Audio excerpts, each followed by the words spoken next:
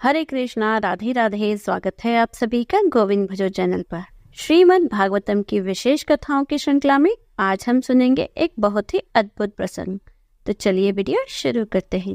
एक समय देवराज इंद्र अपनी सभा में अपनी पत्नी शुचि देवी के साथ उच्च सिंहासन पर बैठे थे। उनके आसपास वसुगण, रुद्रगण, आदित्यगण, सिद्धगण, अश्विनी कुमार तथा अनेक ऋषि मुनि विराजमान थे।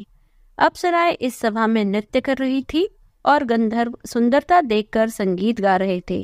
और कहीं न कहीं देवराज इंद्र को अपने ऐश्वर्य का थोड़ा सा अहंकार होने लगा था। अब ऐसे में उस सभा में बता रहे देवताओं के गुरु बृहस्पति। हालांकि देवराज इंद्र ने उन्हें अपनी सभा में आते हुए देखा था, लेकिन फिर भी अपनी सत्ता के मद में चूर उसने अपने गुरु की अवमानना की। न तो इंद्र अपने स्थान से उठे और न ही उन्होंने अपने गुरु को यथोचित आदर सत्कार किया। यह देखकर बृहस्पति समझ गए कि अब देवराज इंद्र के पतन का समय आ चुका है और वे चुपचाप उस स्थान को छोड़कर चले गए। अब जैसे गुरु बृहस्पति वहां से अदृश्य हुए तो इंद्रदेव को भी अपनी भूल का भान हुआ और अपने इस दुष्कृत्य पर पश्चाताप करते हुए वे कहने लगे, ये मैंने कितना घृणित कार्य कर दिया। मैंने अपने भौतिक ऐश्वर्य के अहंकार में आकर अपने ही गुरु का अपमान किया है। इस पाप का प्रायश्चित करने हेतु मुझे इसी क्षण उनसे जाकर क्षमा याचना करनी चाहिए। मुझ जैसा पापी सभी लोकों में निंदनीय है, जो अपने गुरु का सम्मान नहीं करता। यह सोचकर इंद्रदेव अपने गुरु बृहस्पति के पास क्षमा मांगने के लिए जाते हैं, लेकिन बृहस्पति वहां से अदृश्य हो जाते हैं। सभी देवतागण उन्हें ढूंढने का प्रयास करते हैं, लेकिन उनमें से कोई भी देवताओं के गुरु बृहस्पति को नहीं ढूंढ पाता है। अब देखिए, इस अवसर का लाभ उठाया असुरों ने।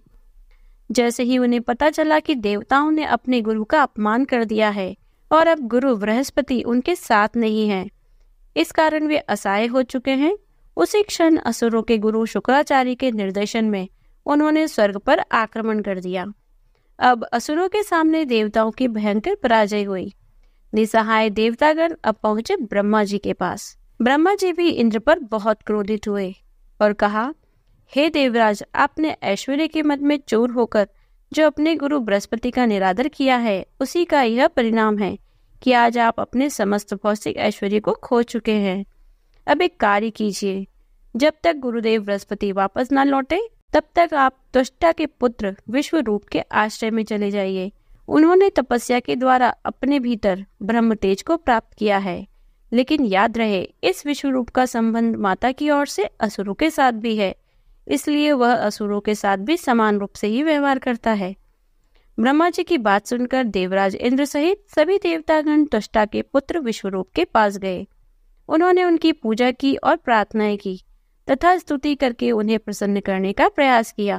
देवतागणों की इस प्रकार की श्रद्धा देखकर विश्वरूप उनके गुरु बनने के लिए तैयार हो गए और उन्होंने देवताओं के लिए अनुष्ठान करना आरंभ कर दिया।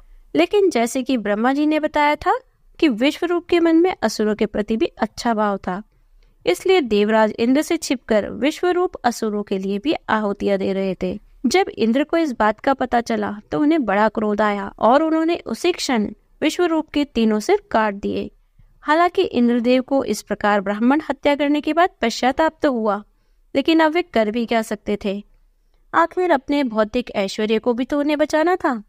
तब ऋषि त्वष्टा को यह समाचार मिला कि इंद्र ने उनके पुत्र विश्वरूप की हत्या कर दी, तो वे अत्यंत क्रोधित हो उठे। उन्होंने इंद्र का वध करने के लिए उसी क्षण एक यज्ञ आरंभ किया। उसमें आहुतियां देते समय वे जोर जोर से बोलने लगे, हे इंद्र के शत्रु, इंद्र का वध करने के लिए इसी समय प्रकट हो, प्रकट हो, प्रकट हो। और फिर यज्ञ की उस अग्नि की दक्षिण दिशा से एक भयंकर व्यक्ति उत्पन्न हुआ। वो साक्षात प्रलय के जैसा लग रहा था। उसका शरीर चारों दिशाओं में तीव्र गति से फैल रहा था। उसके बाल, दाढ़ी, मूछें पिघले हुए तांबे के जैसे रंग की थी। उसका विशाल काला शरीर जले हुए पर्वत की भांति प्रतीत हो रहा था। उसका विशाल मुख किसी गहरी गुफा के जैसा था और ऐसा लग रहा था मानो वह अपनी जिह्वा से आकाश के तारों को चाट रहा हो और अपने तीक्ष्ण दांतों से पृथ्वी का भक्षण कर रहा हो। उच्च स्वर में चित्कार करते हुए वह संपूर्ण पृथ्वी को कंपायमान करने लगा, क्योंकि इस व्यक्ति ने तीनों लोगों को अवरुद्ध कर दिया था। इसलिए इसका नाम पड़ा वृत्तासुर। यह असुर इतना भयावह था कि उसे युद्ध करना तो दूर, उसके समक्ष जाने में भी देवताओं को भय लग रहा था। लेकिन फिर भी साहस करके उन्होंने उसके सामने कुछ अस्त्र शस्त्र छोड़े, लेकिन वृत्तासुर उन सभी को निगल गया। अपनी पराजय को अपनी आंखों के समक्ष देखते हुए देवता आखिरकार भगवान विष्णु से प्रार्थना करने लगे, हे प्रभु, आप सर्वज्ञ हैं और इसलिए हमने आपकी शरण ग्रहण की है। कृपया इस असुर से हमारी रक्षा करें प्रभु। देवताओं की प्रार्थना से प्रसन्न होकर भगवान नारायण ने कहा, हे बुद्धिमानों में श्रेष्ठ देवतागण, जो व्यक्ति मुझे प्रसन्न कर लेता है उसके लिए कोई भी वस्तु प्राप्त करना असंभव नहीं रह जाता, इसलिए तुम्हारी इच्छा भी मैं अवश्य पूरी करूंगा। जाओ, इस समय आप सभी देवतागण ऋषि दधीचि का शरण स्वीकार करो। उन्होंने अपनी तपस्या और ज्ञान से अजय बल प्राप्त किया है। उनके पास एक दिव्य नारायण कवच भी है। उनसे प्रार्थना कीजिए कि जन कल्याण हेतु वे अपना शरीर त्याग दें और फिर उनकी अस्थियों से विश्वकर्मा एक अस्त्र का निर्माण करेंगे। उसी अस्त्र के द्वारा तुम इस वृत्तासुर का वध कर पाओगे। लेकिन एक बात याद रखना कि हालांकि वृत्तासुर में तीनों लोगों को निकल जाने की क्षमता है, लेकिन फिर भी वह मेरा भक्त है, इसलिए वह तुम्हें कोई हानि नहीं पहुंचाएगा। अब यह सुनकर देवतागण अत्यंत प्रसन्न हो गए। उन्होंने ऋषि दधीचि के पास जाकर प्रार्थनाएं की और उनसे अपने शरीर को त्याग देने का निवेदन किया। उदार चित्त वाले ऋषि दधीचि ने संसार की सुरक्षा हेतु भगवान श्रीहरि के चरण कमलों पर ध्यान केंद्रित किया और उसी ध्यान अवस्था में अपने भौतिक शरीर को त्याग दिया। उनके शरीर से प्राप्त अस्थियों से विश्वकर्मा जी ने एक तीक्ष्ण अस्त्र तैयार किया। भगवान नारायण ने उसमें अपना दिव्य तेज भर दिया और फिर इस अस्त्र को नाम मिला वज्र, जिसे कोई परास्त नहीं कर सकता था। अपने वज्र को लेकर ऐरावत पर सवार होकर देवराज इंद्र वृत्तासुर से युद्ध करने के लिए निकल पड़े। अब असुरों और देवताओं के बीच भयंकर युद्ध हुआ। असुरों ने चारों ओर से अस्त्र शस्त्र की वर्षा कर दी, लेकिन देवताओं ने अपनी शक्ति से उन्हें छिन्न भिन्न कर दिया। अपराजित हो रहे असुर देवताओं की शक्तियों से भयभीत होकर युद्ध का मैदान छोड़कर भागने लगे, लेकिन वृत्तासुर अभी भी वहीं खड़ा था। उसने ऐसी एक भयंकर गर्जना की कि उसके भय से ही सभी देवतागण मूर्छित हो गए। यह देखकर इंद्रदेव को क्रोध आया। उन्होंने अपनी गदा से वृत्तासुर पर प्रहार किया, लेकिन वृत्तासुर ने खेल खेल में अपने बाएं हाथ से उस गदा को पकड़ लिया और उसी से इंद्र के ऐरावत पर जोर से प्रहार किया। इस प्रहार से इंद्र का वाहन ऐरावत खून की उल्टियां करने लगा और जमीन पर गिर पड़ा। अब इंद्र के हाथों से वज्र छूट गया, लेकिन युद्ध के नियमानुसार वृत्तासुर ने इंद्र पर वार नहीं किया। वृत्तासुर की इस वीरता को देखकर तीनों लोकों में सभी लोग उसकी प्रशंसा करने लगे, लेकिन वृत्तासुर यहीं रुकने वाला नहीं था। उसने भयभीत इंद्र को फिर से ललकारते हुए कहा, अरे पतितों में सर्वश्रेष्ठ इंद्र, जिस व्यक्ति ने मेरे अग्रज और स्वयं अपने गुरु की हत्या की है, आज मैं उसका वध करूंगा। मैं इसी क्षण इस त्रिशूल से तुम्हारी छाती को बींध दूंगा। उठाओ अपना वज्र और मुझ पर प्रहार करो।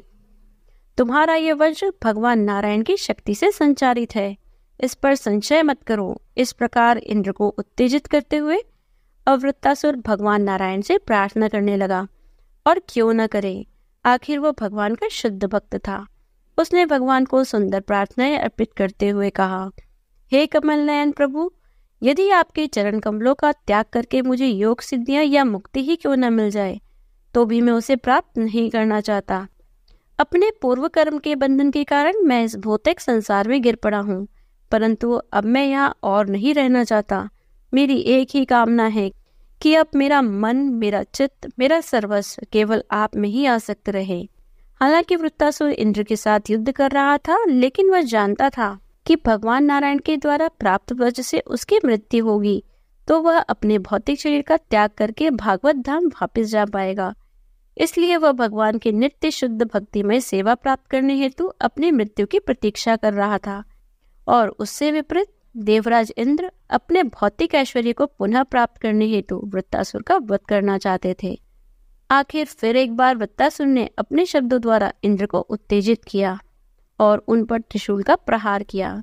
इसके उत्तर में इंद्र ने भी वज्र द्वारा वृत्तासुर की दोनों भुजाओं को काट दिया और अंत में वृत्तासुर का सिर एक उचित समय पर जमीन पर गिर पड़ा। उसकी आत्मा ने शरीर से निकलकर बैकुंठ में प्रवेश किया और वह पुनः भगवान श्री कृष्ण का पार्षद बन गया। इस प्रकार एक असुर होने के बाद भी भगवान श्री हरि के शुद्ध भक्त वृत्तासुर की वीरतापूर्ण और महान मृत्यु हुई। हालांकि देवराज इंद्र को अपना समस्त भौतिक ऐश्वर्य पुनः प्राप्त हुआ, लेकिन वृत्तासुर को उससे भी ऊपर का स्थान प्राप्त हुआ, इस भौतिक संसार से मुक्ति और भगवान के नित्य ध्यान में उनकी सेवा। तो यह थी आज की श्रीमद् भागवतम पुरुषोत्तम मास की विशेष कथा। ऐसी प्रमाणभूत शास्त्रों से युक्त कथाएं निरंतर सुनते रहने के लिए यदि अभी तक आपने हमारे चैनल को सब्सक्राइब नहीं किया है तो चैनल को सब्सक्राइब कर लीजिए, बेल आइकन को प्रेस कर दीजिए, जिससे आने वाले नए वीडियोस की नोटिफिकेशन आपको तुरंत मिल जाए। यदि आपको वीडियो अच्छी लगी हो तो लाइक कीजिए, ज़्यादा से ज़्यादा इसे शेयर कीजिए। आप अपने विचार हमें कमेंट भी कर सकते हैं। मिलती हूँ आपसे अगले वीडियो में, तब तक बने रहिए गोविंद भजो चैनल पर। हरे कृष्ण, राधे राधे।